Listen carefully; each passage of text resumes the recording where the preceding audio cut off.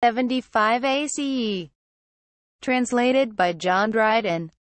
Peripaltus the prophet, having brought the king of Pheltas, and those under his command, from Thessaly into Boeotia, left there a family, which flourished a long time after, the greater part of them inhabiting Chaeronea, the first city out of which they expelled the barbarians. The descendants of this race, being men of bold attempts and warlike habits, exposed themselves to so many dangers in the invasions of the Mede, and in battles against the Gauls, that at last they were almost wholly consumed. There was left one orphan of this house called Damon, surnamed Peripaltus, in beauty and greatness of spirit surpassing all of his age, but rude and undisciplined in temper. A Roman captain of a company that wintered in Chaeronea became passionately fond of this youth, who was now pretty nearly grown a man. And finding all his approaches, his gifts, his entreaties, alike repulsed, he showed violent inclinations to assault Damon.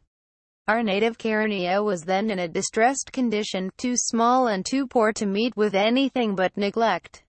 Damon, being sensible of this, and looking upon himself as injured already, resolved to inflict punishment. Accordingly, he and 16 of his companions conspired against the captain, but that the design might be managed without any danger of being discovered, they all daubed their faces at night with soot. Thus disguised and inflamed with wine, they set upon him by break of day, as he was sacrificing in the marketplace, and having killed him, and several others that were with him, they fled out of the city, which was extremely alarmed and troubled at the murder. The council assembled immediately, and pronounced sentence of death against Damon and his accomplices. This they did to justify the city to the Romans. But that evening, as the magistrates were at supper together, according to the custom, Damon and his confederates, breaking into the hall, killed them, and then fled again out of the town. About this time, Lucius Lucullus chanced to be passing that way with a body of troops, upon some expedition, and this disaster having but recently happened, he stayed to examine the matter. Upon inquiry, he found the city was in no wise faulty, but rather that they themselves had suffered. Therefore he drew out the soldiers, and carried them away with him. Yet Damon, continuing to ravage the country all about the citizens by messages and decrees, in appearance favorable, enticed him into the city, and upon his return, made him gymnasiarch. But afterwards, as he was anointing himself in the vapor baths, they set upon him and killed him. For a long while after, apparitions continuing to be seen, and groans to be heard in that place, so our fathers have told us, they ordered the gates of the baths to be built up, and even to this day those who live in the neighborhood believe that they sometimes see specters and hear alarming sounds. The posterity of Damon, of whom some still remain, mostly in Phocis, near the town of Ceres, are called Asbolimani, that is, in the Aeolian idiom, men daubed with soot, because Damon was thus besmeared when he committed this murder. But there being a quarrel between the people of Chaeronea and the Orchomenians, their neighbors, these latter hired an informer, a Roman, to accuse the community of Chaeronea as if it had been a single person of the murder of the Romans, of which only Damon and his companions were guilty. Accordingly, the process was commenced, and the cause pleaded before the praetor of Macedon. Since the Romans as yet had not sent governors into Greece, the advocates who defended the inhabitants appealed to the testimony of Lucullus, who, in answer to a letter the praetor wrote to him, returned a true account of the matter of fact. By this means the town obtained its acquittal, and escaped a most serious danger. The citizens, thus preserved, erected a statue to Lucullus in the marketplace, near that of the god Bacchus. We also have the same impressions of gratitude, and though removed from the events by the distance of several generations, we yet feel the obligation to extend to ourselves, and as we think an image of the character and habits to be a greater honor than one merely representing the face and the person, we will put Lucullus's life amongst our parallels of illustrious men, and without swerving from the truth will record his actions. The commemoration will be itself a sufficient proof of our grateful feeling, and he himself would not thank us, if in recompense for a service which consisted in speaking the truth, we should abuse his memory with a false and counterfeit narration.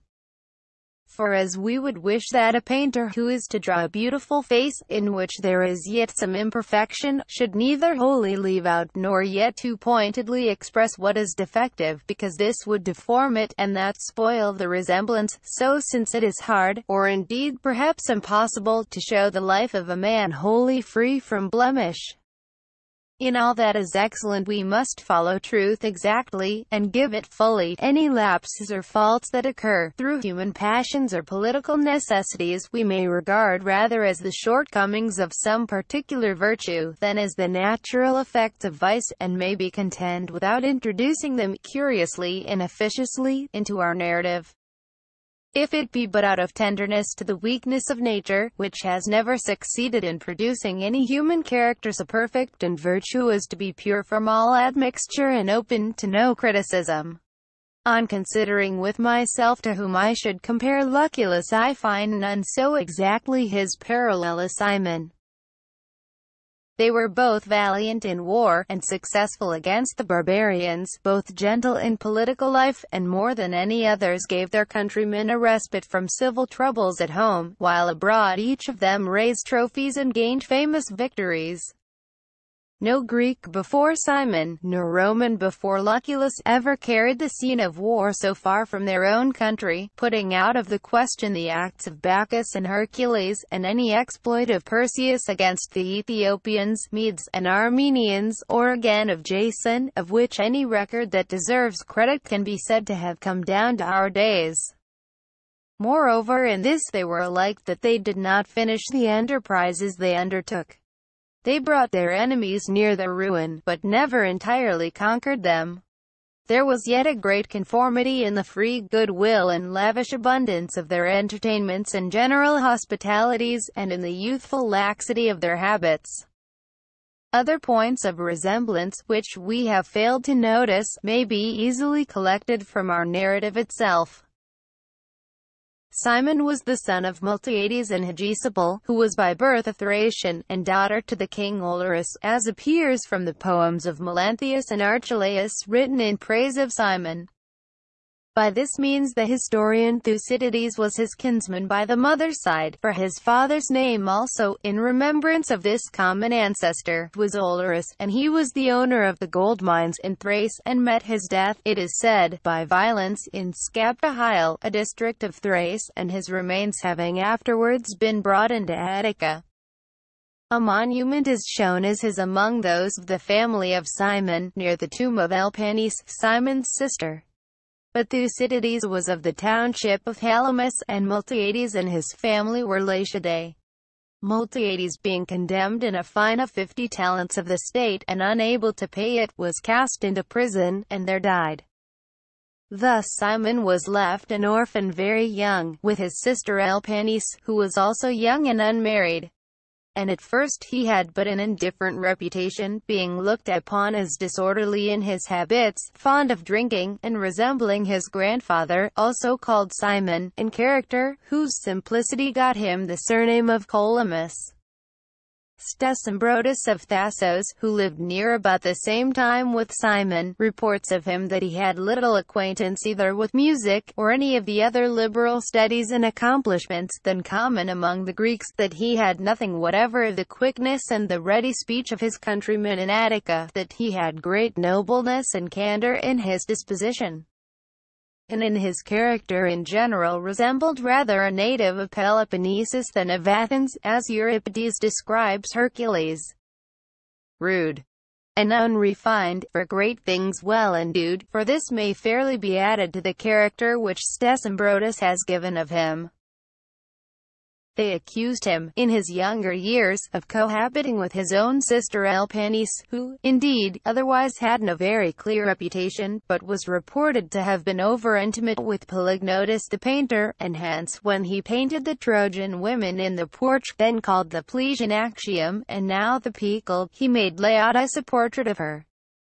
Polygnotus was not an ordinary mechanic, nor was he paid for his work, but out of a desire to please the Athenians painted the portico for nothing. So it is stated by the historians, and in the following verses by the poet Melanthius.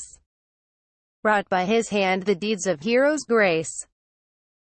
At his own charge our temples in our place. Some affirm that Elpanice lived with her brother, not secretly, but as his married wife, her poverty excluding her from any suitable match.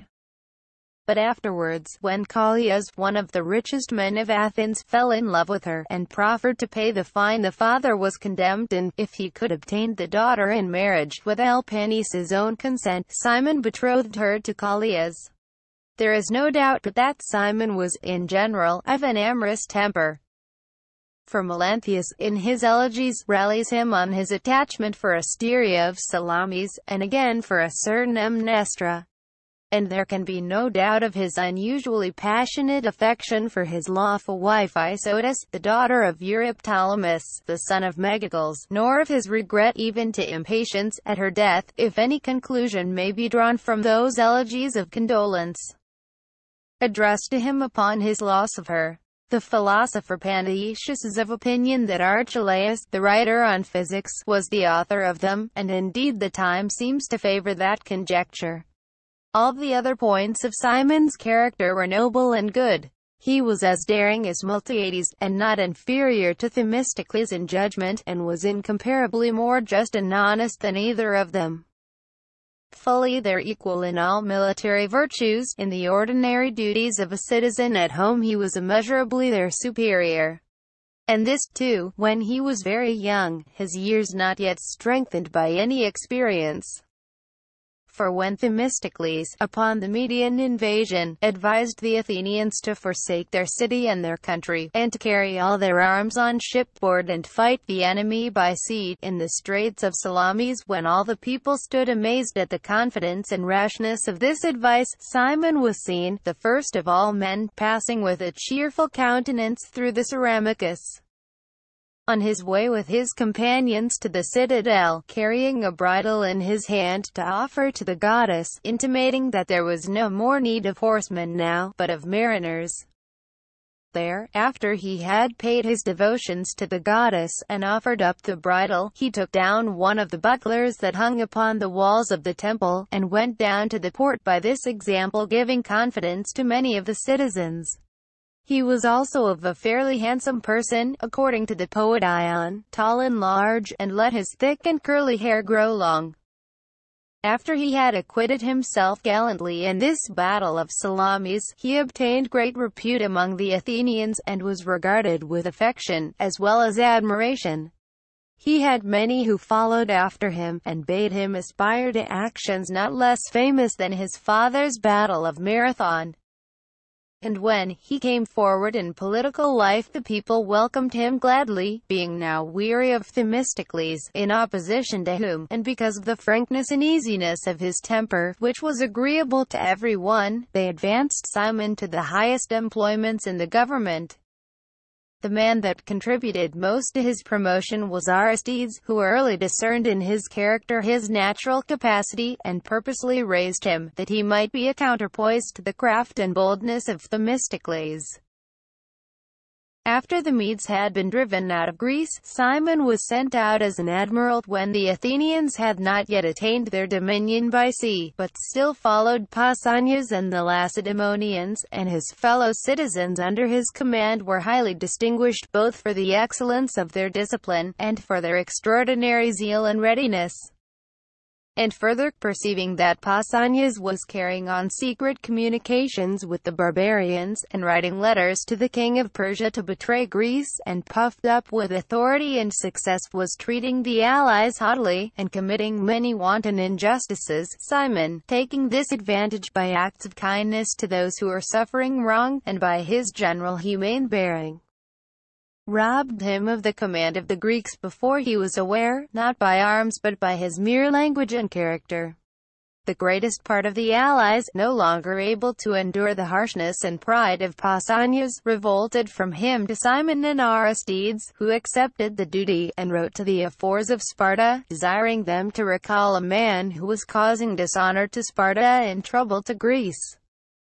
They tell of Pausanias that when he was in Byzantium, he solicited a young lady of a noble family in the city, whose name was Cleonice, to debauch her. Her parents, dreading his cruelty, were forced to consent, and so abandoned their daughter to his wishes. The daughter asked the servants outside the chamber to put out all the lights, so that approaching silently and in the dark towards his bed, she stumbled upon the lamp, which she overturned. Pausanias, who was fallen asleep, awakened and, startled with the noise, thought an assassin had taken that dead time of night to murder him, so that hastily snatching up his poniard that lay by him, he struck the girl, who fell with the blow, and died. After this, he never had rest, but was continually haunted by her, and saw an apparition visiting him in his sleep, and addressing him with these angry words: "Go on thy way, unto the evil end, that doth on lust and violence attend." This was one of the chief occasions of indignation against him among the confederates, who now, joining their resentments and forces with Cimon's, besieged him in Byzantium.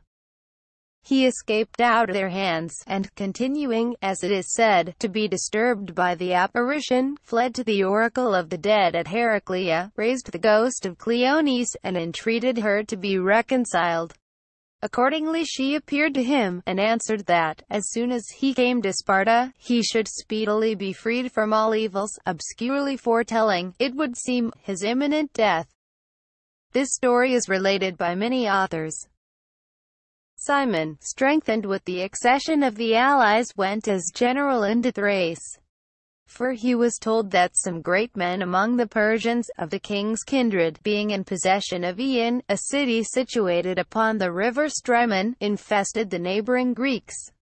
First he defeated these Persians in battle, and shut them up within the walls of their town. Then he fell upon the Thracians of the country beyond the Strymon, because they supplied Eion with victuals, and driving them entirely out of the country, took possession of it as conqueror, by which means he reduced the besieged to such straits, that Butes, who commanded there for the king, in desperation set fire to the town, and burned himself, his goods, and all his relations in one common flame. By this means, Cimon got the town, but no great booty, as the barbarians had not only consumed themselves in the fire, but the richest of their effects. However, he put the country about into the hands of the Athenians, a most advantageous and desirable situation for a settlement. For this action, the people permitted him to erect the stone Mercuries, upon the first of which was this inscription: "A bold and patient spirit, too, were those who, where the Strymon under Eion flows, with famine and the sword to utmost need, reduced at last the children of the Mede." Upon the second stood this: "The Athenians to their leaders this reward, for great and useful service did accord. Others hereafter shall, from their applause, learn to be valiant in their country's cause." And upon the third the following: "With Atreus' sons, this city sent of yore, divine Menicius to the Trojan shore. Of all the Greeks, so Homer's verses say, the ablest man in armed array. So old the title of her sons, the name of chiefs and champions in the field to claim." Though the name of Cimon is not mentioned in these inscriptions, yet his contemporaries considered them to be the very highest honors to him, as neither Miltiades nor Themistocles ever received the like. When Miltiades claimed a garland, so chairs of Decelia stood up in the midst of the assembly and opposed it, using words which, though ungracious, were received with applause by the people. When you have gained a victory by yourself, Miltiades, then you may ask to triumph so too. What then induced them so particularly to honor Cimon? Was it that under other commanders they stood upon the defensive? But by his conduct, they not only attacked their enemies but invaded them in their own country, and acquired new territory, becoming masters of Ion and Amphipolis, where they planted colonies, as also they did in the Isle of Scyros, which Cimon had taken on the following occasion. The Dolopians were the inhabitants of this isle, a people who neglected all husbandry, and had, for many generations, been devoted to piracy. This they practiced to that degree, that at last they began to plunder foreigners that brought merchandise into their ports. Some merchants of Thessaly, who had come to shore near Titesium, were not only spoiled of their goods, but themselves put into confinement. These men afterwards, escaping from their prison, went and obtained sentence against the Scyrians in a court of Amphictyons, and when the Scyrian people declined to make public restitution, and called upon the individuals who had got the plunder to give it up, these persons, in alarm, wrote to Cimon to succor them with his fleet, and declared themselves ready to deliver the town into his hands. Cimon, by these means, got the town, expelled the Dolopian pirates, and so opened the traffic of the Aegean Sea. And, understanding that ancient Theseus, the son of Aegeus, when he fled from Athens and took refuge in this isle, was here treacherously slain by King Lycomedes, who feared him, Cimon endeavored to find out where he was buried. For an oracle had commanded the Athenians to bring home his ashes, and pay him all due honors as a hero, but hitherto they had not been able to learn where he was interred, as the people of Scyros dissembled the knowledge of it, and were not willing to allow a search. But now, great inquiry being made, with some difficulty he found out that Cimon carried the relics into his own galley, and with a great pomp and show brought them to Athens 400 years, or thereabouts, after his expulsion. This act got Cimon great favor with the people, one mark of which was the judgment, afterwards so famous, upon the tragic poets. Sophocles, still a young man, had just brought forward his first plays. Opinions were much divided, and the spectators had taken sides with some heat. So, to determine the case, Asaphion, who was at that time archon, would not cast lots who should be judges, but when Cimon and his brother commanders with him came into the theater, after they had performed the usual rites to the god of the festival, he would not allow them to retire, but came forward and made them swear, being 10 in all, one from each tribe, the usual oath. And so being sworn judges, he made them sit down to give sentence. The eagerness for victory grew all the warmer from the ambition to get the suffrages of such honorable judges. And the victory was at last adjudged to Sophocles, which Aeschylus is said to have taken so ill, that he left Athens shortly after, and went in anger to Sicily, where he died, and was buried near the city of Gela.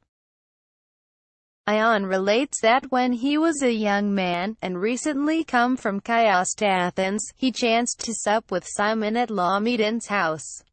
After supper, when they had, according to custom, poured out wine to the honor of the gods, Cimon was desired by the company to give them a song, which he did with sufficient success, and received the commendations of the company, who remarked on his superiority to Themistocles, who, on a like occasion, had declared he had never learned to sing, nor to play, and only knew how to make a city rich and powerful.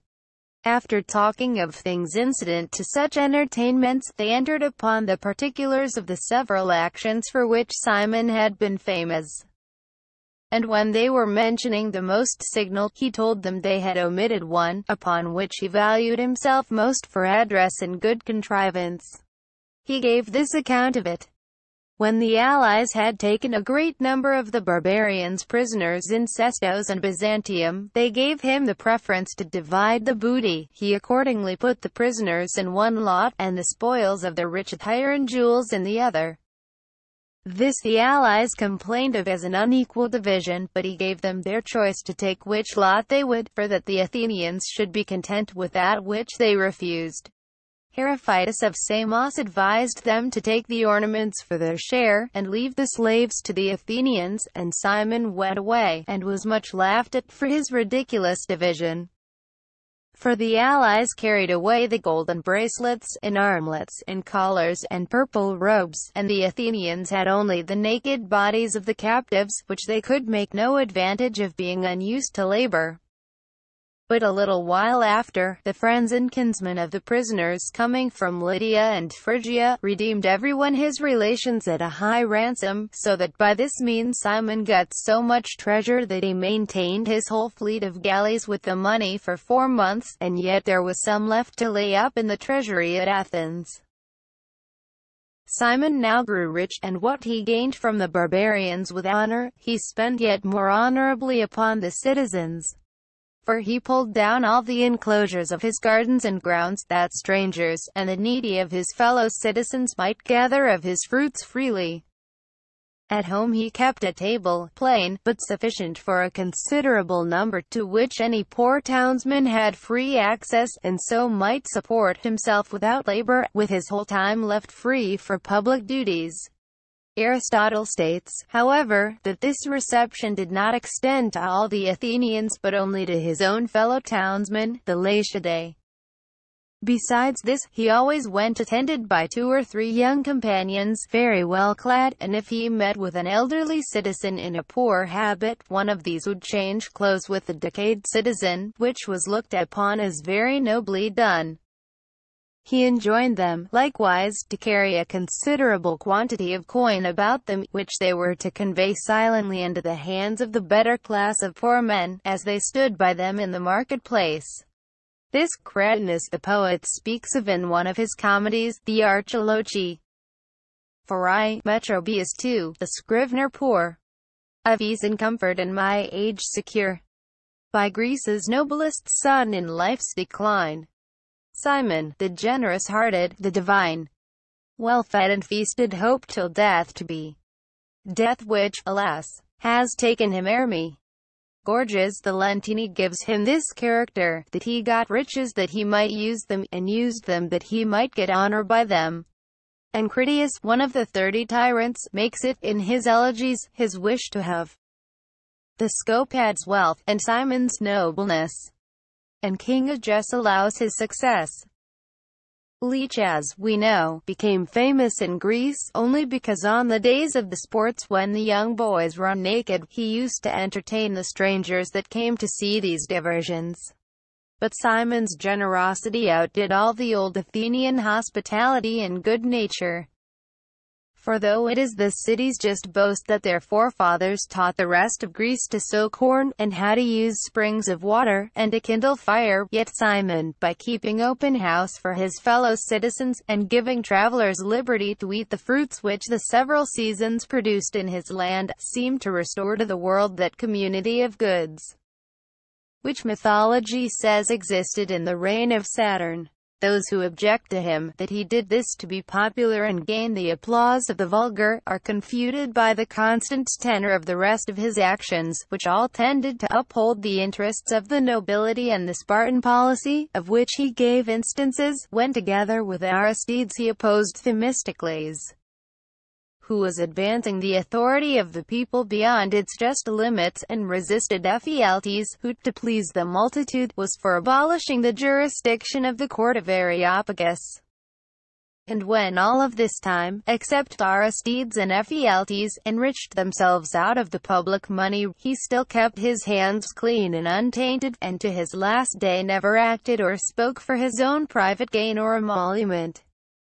They tell us that Rosaces, a Persian, who had traitorously revolted from the king his master, fled to Athens, and there, being harassed by sycophants, who are still accusing him to the people, he applied himself to Cimon for redress, and to gain his favor, laid down in his doorway 2 cups, the one full of gold and the other of silver derricks. Cimon smiled and asked him whether he wished to have Simon's hired service or his friendship. He replied, his friendship. If so, said he, take away these pieces, for being your friend, when I shall have occasion for them, I will send and ask for them. The allies of the Athenians began now to be weary of war and military service, willing to have repose, and to look after their husbandry and traffic. For they saw their enemies driven out of the country, and did not fear any new vexations from them. They still paid the tax they were assessed at, but did not send men in galleys, as they had done before. This the other Athenian generals wished to constrain them to, and by judicial proceedings against defaulters, and penalties which they inflicted on them, made the government uneasy, and even odious. But Cimon practiced a contrary method. He forced no man to go that was not willing, but of those that desired to be excused from service he took money in vessels unmanned, and let them yield to the temptation of staying at home, to attend to their private business. Thus they lost their military habits and luxury, and their own folly quickly changed them into unwarlike husbandmen and traders, while Cimon, continually embarking large numbers of Athenians on board his galleys, thoroughly disciplined them in his expeditions, and ere long made them the lords of their own paymasters. The allies, whose indolence maintained them, while they thus went sailing about everywhere, and incessantly bearing arms and acquiring skill, began to fear and flatter them, and found themselves after a while allies no longer, but unwittingly become tributaries and slaves. Nor did any man ever do more than Cimon did to humble the pride of the Persian king. He was not content with getting rid of him out of Greece, but following close at his heels, before the barbarians could take breath and recover themselves, he was already at work, and what with his devastations, and his forcible reduction of some places, and the revolts and voluntary accession of others. In the end, from Ionia to Pamphylia, all Asia was clear of Persian soldiers. Word being brought him that the royal commanders were lying in wait upon the coast of Pamphylia with a numerous land army and a large fleet, he determined to make the whole sea on his side, the Chalcedonian islands, so formidable to them that they should never dare to show themselves in it. And setting off from Cnidos and the Triopian headland with 200 galleys, which had been originally built with particular care by Themistocles, for speed and rapid evolutions, and to which he now gave greater width and roomier decks along the sides to move to and fro upon, so as to allow a great number of full-armed soldiers to take part in the engagements and fight from them. He shaped his course first of all against the town of Phasaelis, which though inhabited by Greeks, yet would not quit the interests of Persia, but denied his galleys entrance into their port. Upon this he wasted the country, and drew up his army to their very walls, but the soldiers of Chios, who were then serving under him, being ancient friends to the Phasaelites, endeavoring to propitiate the general in their behalf, at the same time shot arrows into the town, to which were fastened letters conveying intelligence. At length he concluded peace with them, upon the conditions that they should pay down 10 talents, and follow him against the barbarians. Ephorus says the admiral of the Persian fleet was Tithrastes, and the general of the land army Pharandates, but Callisthenes is positive that Ariomondes, the son of Gobryas, had the supreme command of all the forces. He lay waiting with the whole fleet at the mouth of the river Eurymedon, with no design to fight but expecting a reinforcement of 80 Phoenician ships on their way from Cyprus. Cimon, aware of this, put out to sea, resolved, if they would not fight a battle willingly, to force them to it. The barbarians, seeing this, retired within the mouth of the river to avoid being attacked, but when they saw the Athenians come upon them, notwithstanding their retreat, they met them with 600 ships, as Phanidemus relates, but, according to Ephorus, only with 350. However, they did nothing worthy such mighty forces, but immediately turned the prows of their galleys toward the shore, where those that came first threw themselves upon the land, and fled to their army drawn up thereabout, while the rest perished with their vessel or were taken. By this, one may guess at their number, for though a great many escaped out of the fight, and a great many others were sunk, yet 200 galleys were taken by the Athenians. When their land army drew toward the seaside, Cimon was in suspense whether he should venture to try and force his way on shore, as he should thus expose his Greeks, wearied with slaughter in the first engagement, to the swords of the barbarians, who were all fresh men, and many times their number. But seeing his men resolute, and flushed with victory, he bade them land, though they were not yet cool from their first battle. As soon as they touched ground, they set up a shout and ran upon the enemy, who stood firm and sustained the first shock with a great courage, so that the fight was a hard one, and some principal men of the Athenians in rank and courage were slain. At length, though with much ado, they routed the barbarians, and killing some, took others prisoners, and plundered all their tents and pavilions, which were full of rich spoil. Cimon, like a skilled athlete at the games, having in one day carried off 2 victories wherein he surpassed that of Salamis by sea and that of Plataea by land, was encouraged to try for yet another success. News being brought that the Phoenician succors, in number 80 sail, had come in sight at Hydrum, he set off with all speed to find them, while they as yet had not received any certain account of the larger fleet, and were in doubt what to think, so that, thus surprised, they lost all their vessels and most of their men with them.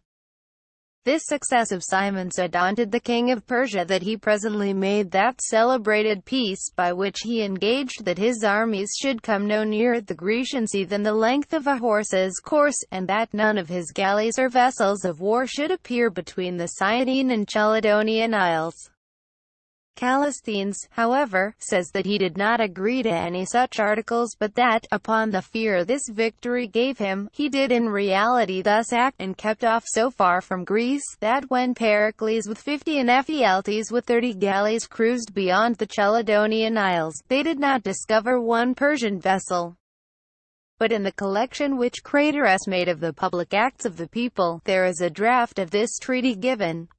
And it is told, also, that at Athens they erected the altar of peace upon this occasion, and decreed particular honors to Callias, who was employed as ambassador to procure the treaty. The people of Athens raised so much money from the spoils of this war, which were publicly sold, that besides other expenses, and raising the south wall of the citadel, they laid the foundation of the long walls, not, indeed, finished till at a later time, which were called the legs. And the place where they built them being soft and marshy ground, they were forced to sink great weights of stone and rubble to secure the foundation, and did all this out of the money Cimon supplied them with. It was he, likewise, who first embellished the upper city with those fine and ornamental places of exercise and resort, which they afterwards so much frequented and delighted in. He set the market-place with plane trees, and the academy, which was before a bare, dry, and dirty spot, he converted into a well-watered grove, with shady alleys to walk in, and open courses for races. When the Persians, who had made themselves masters of the Chersonese, so far from quitting it, called in the people of the interior of Thrace to help them against Cimon, whom they despised for the smallness of his forces, he set upon them with only 4 galleys, and took 13 of theirs, and having driven out the Persians, and subdued the Thracians, he made the whole Chersonese the property of Athens. Next he attacked the people of Thessos, who had revolted from the Athenians, and, having defeated them in a fight at sea, where he took 33 of their vessels, he took their town by siege, and acquired for the Athenians all the mines of gold on the opposite coast, and the territory dependent on Thassos. This opened him a fair passage into Macedon, so that he might, it was thought, have acquired a good portion of that country, and because he neglected the opportunity, he was suspected of corruption, and of having been bribed off by King Alexander. So, by the combination of his adversaries, he was accused of being false to his country. In his defense he told the judges that he had always shown himself in his public life the friend, not, like other men, of rich Ionians and Thessalians, to be courted, and to receive presents, but of the Lacedaemonians, for as he admired, so he wished to imitate, the plainness of their habits, their temperance, and simplicity of living, which he preferred to any sort of riches. But that he always had been, and still was, proud to enrich his country with the spoils of her enemies. Stesimbrotus, making mention of this trial, states that Elpanice, in behalf of her brother, addressed herself to Pericles, the most vehement of his accusers, to whom Pericles answered, with a smile, "You are old, Elpanice, to meddle with affairs of this nature." However, he proved the mildest of his prosecutors, and rose up but once all the while, almost as a matter of form, to plead against him. Cimon was acquitted. In his public life after this, he continued, whilst at home, to control and restrain the common people, who would have trampled upon the nobility, and drawn all the power and sovereignty to themselves. But when he afterwards was sent out to war, the multitude broke loose, as it were, and overthrew all the ancient laws and customs they had hitherto observed, and, chiefly at the instigation of Ephialtes, withdrew the cognizance of almost all causes from the Areopagus, so that all jurisdiction now being transferred to them, the government was reduced to a perfect democracy. And this by the help of Pericles, who was already powerful, and had pronounced in favor of the common people. Cimon, when he returned, seeing the authority of this great council so upset, was exceedingly troubled, and endeavored to remedy these disorders by bringing the courts of law to their former state, and restoring the old aristocracy of the time of Clisthenes. This the others declaimed against with all the vehemence possible, and began to revive those stories concerning him and his sister, and cried out against him as the partisan of the Lacedaemonians. To these calumnies the famous verses of Eupolis the poet upon Cimon refer. He was as good as others that one sees, but he was fond of drinking and of ease, and would at nights to Sparta often roam, leaving his sister desolate at home. But if though slothful and a drunkard, he could capture so many towns and gain so many victories, certainly if he had been sober and minded his business, there had been no Grecian commander, either before or after him, that could have surpassed him for exploits of war. He was, indeed, a favourer of the Lacedaemonians, even from his youth, and he gave the names of Lacedaemonius and Alus to two sons, twins, whom he had, as Stesimbrotus says, by a woman of Clitorium, whence Pericles often upbraided them with their mother's blood. But Diodorus the geographer asserts that both these, and another son of Simon's, whose name was Thessalus, were born of Isotis, the daughter of Euryptolemus, the son of Megacles. However, this is certain, that Cimon was countenanced by the Lacedaemonians in opposition to Themistocles, whom they disliked, and while he was yet very young, they endeavored to raise and increase his credit in Athens. This the Athenians perceived at first with pleasure, and the favor the Lacedaemonians showed him was in various ways advantageous to them in their affairs, as at that time they were just rising to power, and were occupied in winning the allies to their side. So they seemed not at all offended with the honor and kindness shown to Cimon, who then had the chief management of all the affairs of Greece, and was acceptable to the Lacedaemonians, and courteous to the allies. But afterwards the Athenians, grown more powerful, when they saw Cimon so entirely devoted to the Lacedaemonians, began to be angry, for he would always in his speeches prefer them to the Athenians, and upon every occasion, when he would reprimand them for a fault, or incite them to emulation, he would exclaim, "The Lacedaemonians would not do thus." This raised the discontent, and got him in some degree the hatred of the citizens, but that which ministered chiefly to the accusation against him fell out upon the following occasion. In the 4th year of the reign of Archidamus, the son of Zeuxidamus, king of Sparta, there happened in the country of Lacedaemon the greatest earthquake that was known in the memory of man. The earth opened into chasms, and the mountain Taygetus was so shaken, that some of the rocky points of it fell down, and except 5 houses, all the town of Sparta was shattered to pieces. They say that a little before an emotion was perceived, as the young men and the boys just grown up were exercising themselves together in the middle of the portico, a hare, of a sudden, started out just by them, which the young men, though all naked and daubed with oil, ran after for sport. No sooner were they gone from the place, than the gymnasium fell down upon the boys who had stayed behind, and killed them all. Their tomb is to this day called Sysmatius. Archidamus, by the present danger made apprehensive of what might follow, and seeing the citizens intent upon removing the most valuable of their goods out of their houses, commanded an alarm to be sounded, as if an enemy were coming upon them, in order that they should collect about him in a body, with arms.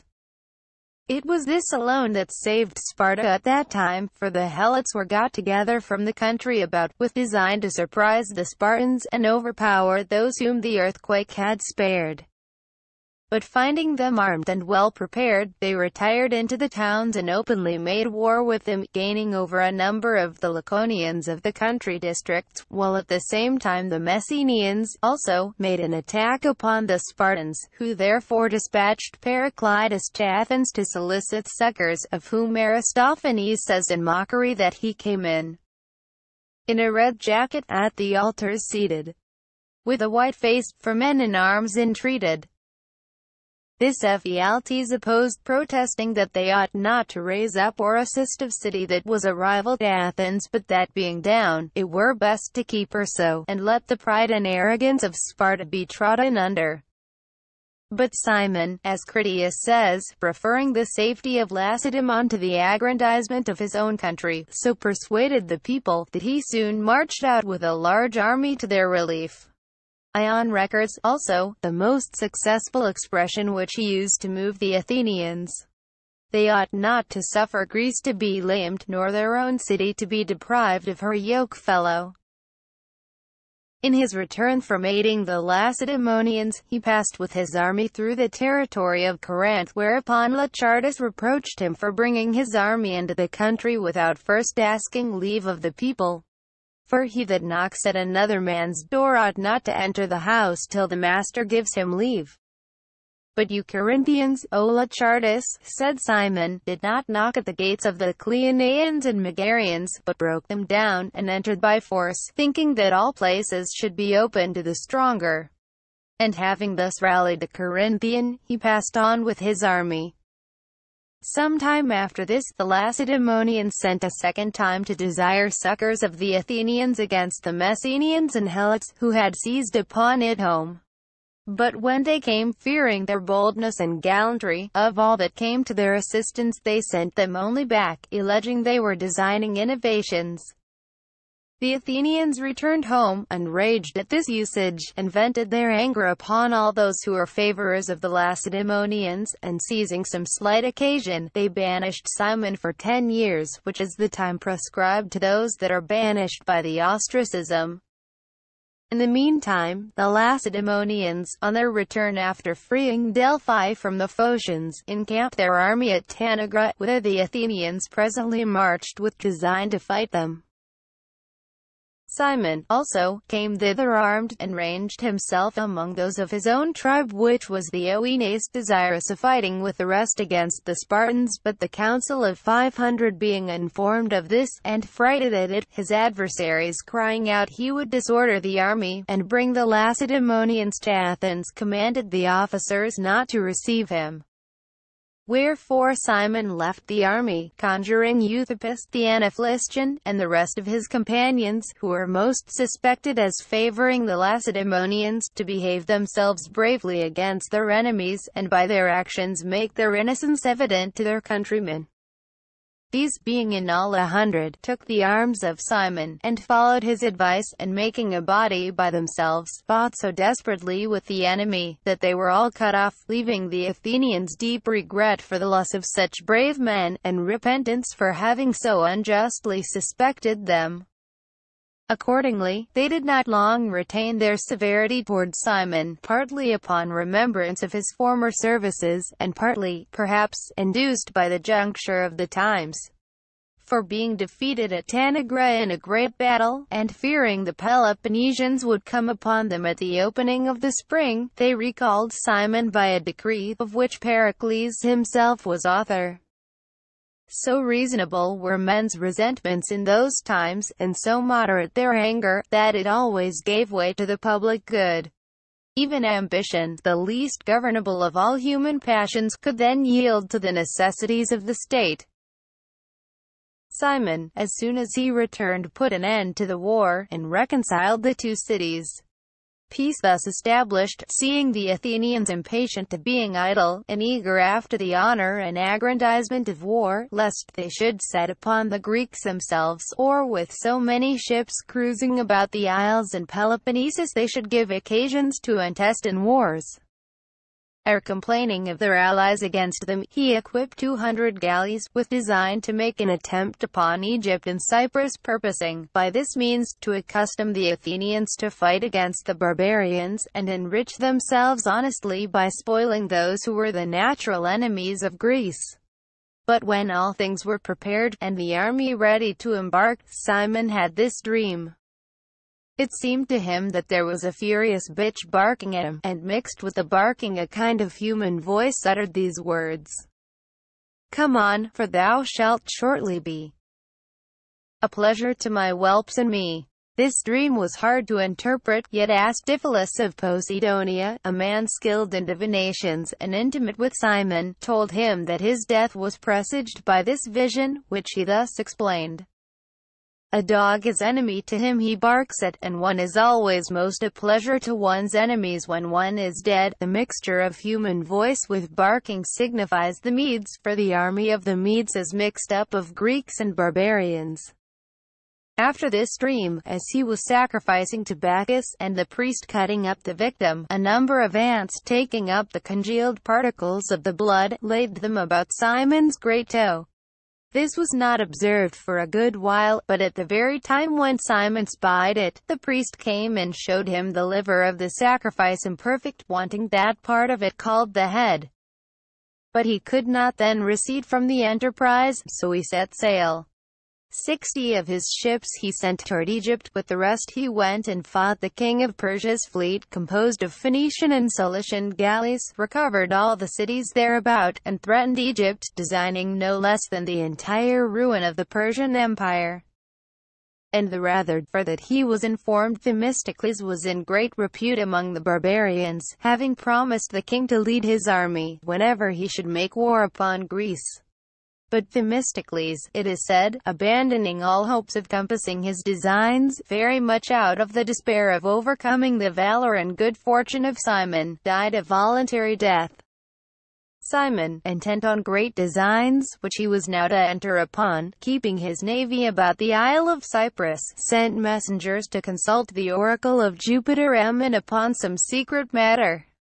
For it is not known about what they were sent, and the god would give them no answer, but commanded them to return again, for that Cimon was already with him. Hearing this, they returned to sea, and as soon as they came to the Grecian army, which was then about Egypt, they understood that Cimon was dead, and computing the time of the oracle, they found that his death had been signified, he being then already with the gods. He died, some say of sickness, while besieging Citium, in Cyprus, according to others, of a wound he received in a skirmish with the barbarians.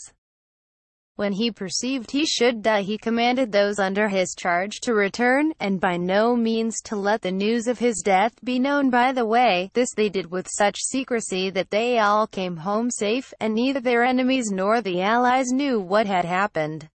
Thus, as Phanidemus relates, the Grecian army was, as it were, conducted by Cimon 30 days after he was dead. But after his death there was not one commander among the Greeks that did anything considerable against the barbarians, and instead of uniting against their common enemies, the popular leaders and partisans of war animated them against one another to that degree, that none could interpose their good offices to reconcile them. And while, by their mutual discord, they ruined the power of Greece, they gave the Persians time to recover breath, and repair all their losses.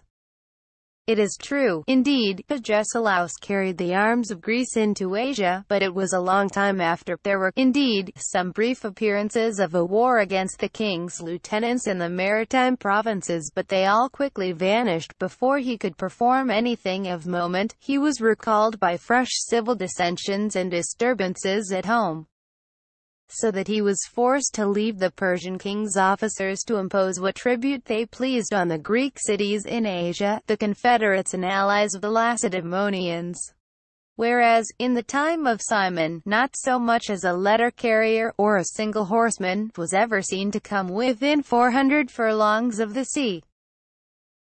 The monuments, called Simonian to this day, in Athens, show that his remains were conveyed home, yet the inhabitants of the city pay particular honor to a certain tomb which they call the tomb of Cimon, according to Nausicrates the rhetorician, who states that in a time of famine, when the crops of their land all failed, they sent to the oracle, which commanded them not to forget Cimon, but give him the honors of a superior being. Such was the Greek commander. The end.